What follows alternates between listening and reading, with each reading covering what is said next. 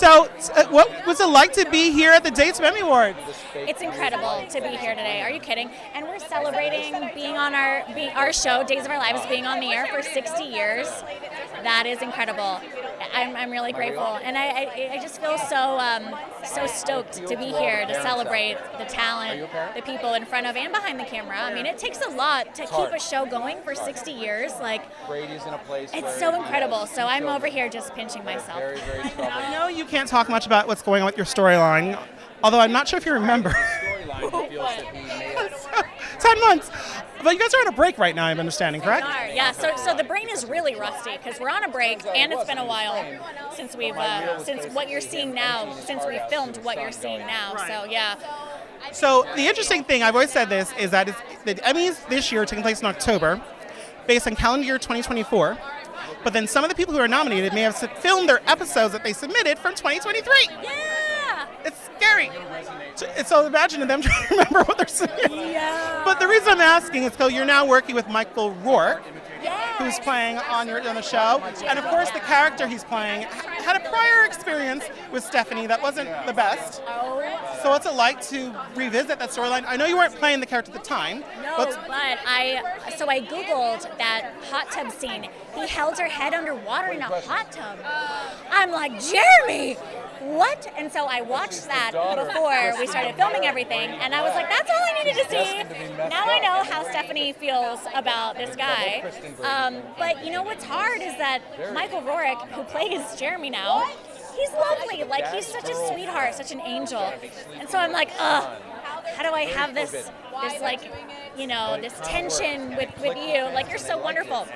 But I think it translated. I think we figured it out. The irony is fans are looking forward to potentially her getting back with him, and you just pointed out something that in real life should not. It shouldn't happen. No. If that ever happens to you in real life, run and stay away. And it was interesting because that first scene that we shot together, it was written that Stephanie lets him into, I guess, in their apartment, and like shuts the door. But Janet was directing, and she and I both were like, if this were to happen to me in real life, I would not invite him in. So the fact that I have to invite him in, sure, but let's leave the door open so that the hallway, so like Jada across the hallway can hear if anything, you know, like let's let her keep her smart, keep her on edge too with this guy. So we kept the door open intentionally so that it would feel like she wasn't just letting him back in her life. But yeah, I think the fans that do want to see that, maybe they don't remember the history, but we might remind them. Yeah. Now, you were mentioning earlier, so Days of Our Lives is turning 60 years old on November 8th, although you're in your 61st season. Which is like a weird thing, because Days of Our Lives used to be like seasons, but now it is. We never used to have seasons, so we still celebrate it by anniversary.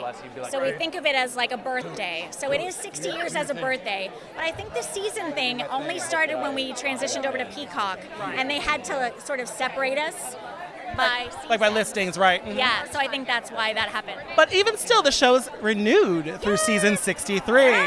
Yes, party. Well, speaking of parties, what is going on with Day of Days? If you know. I don't know. I hope something happens at some point soon, because it's my favorite day. Besides the Emmys, it's like my favorite day, because you feel like you're in such a bubble when you're filming the show sometimes, and then when you're at an event like Day of Days and you're meeting people who watch it, you're like reminded, people watch. Imagine that. Well, lastly, before we let you go, is there anything you want to say to the fans who are tuning in at home? Just thank you. My gosh, thank you for watching. Thank you for caring about our characters. Thank you for sticking along for so long and for showing generations that are younger than you to keep watching. I'm excited for people my age, anybody I talk to and tell them what I work on. I'm like, you got to tune in too. Let's keep the tradition going and get our young people watching. So I would just say thank you and hold on tight.